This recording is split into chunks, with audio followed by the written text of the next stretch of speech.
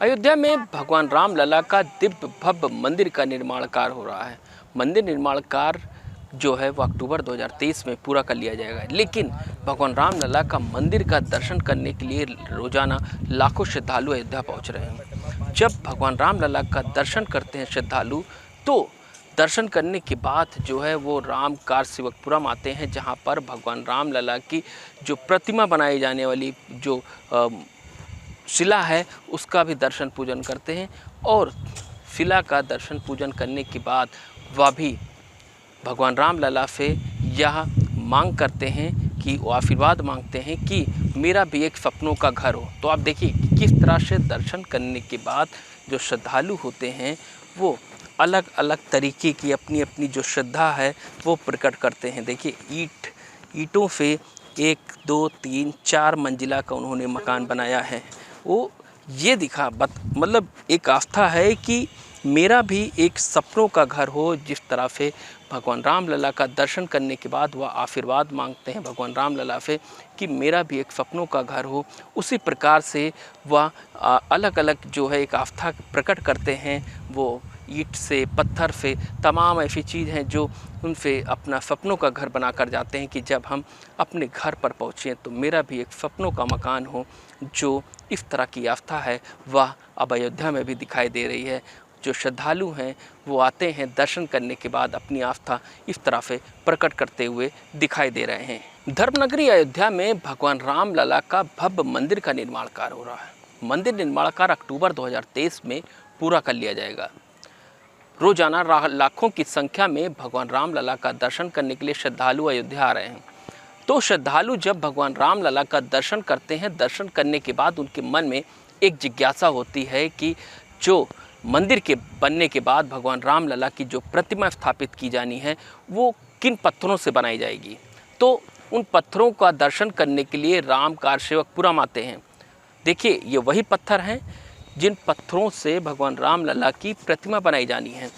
लेकिन इन पत्थरों का दर्शन करने के बाद श्रद्धालुओं के मन में एक सबसे बड़ी जो आस्था होती है कि मेरा भी सपनों का एक महल हो। जिस तरह से उनकी एक आस्था, देखिए किस तरह से अपनी आस्था वो प्रकट करते हैं।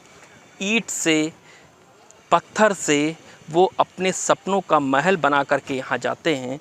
और आपने इससे पहले वैष्णो देवी में भी देखा होगा, चित्रकूट में देखा होगा, तमाम धार्मिक स्थलों पर आपने देखा होगा कि किस तरह से सपनों का महल ईंट और पत्थरों से जो श्रद्धालु हैं जब वो मंदिर पर जाते हैं तो बनाते हैं। देखिए इधर भी किस तरह से जो ईंट से बनाए हुए, पत्थरों से बनाए हुए सपनों के महल हैं, उनको देखिए कि किस तरह से लोगों ने अपनी अपनी अलग अलग तरह की आस्था प्रकट की है।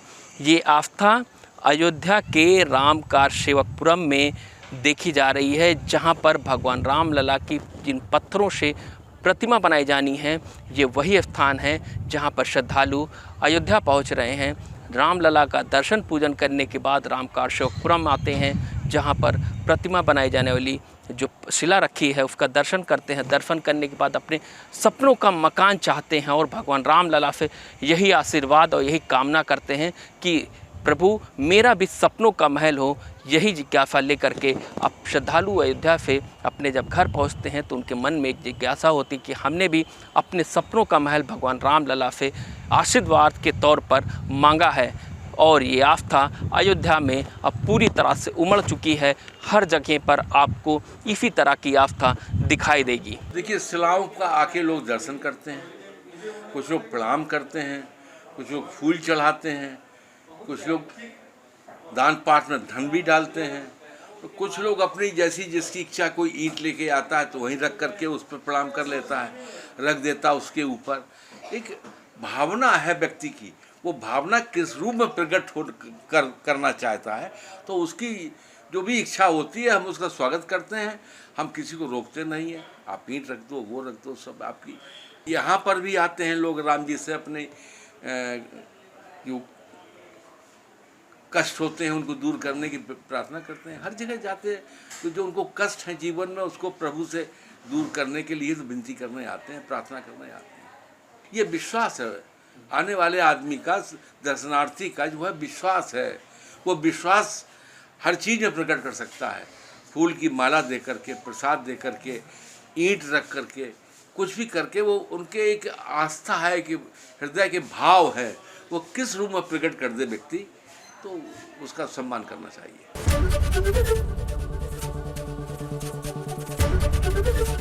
एबीपी गंगा, खबर आपकी, जुबान आपकी।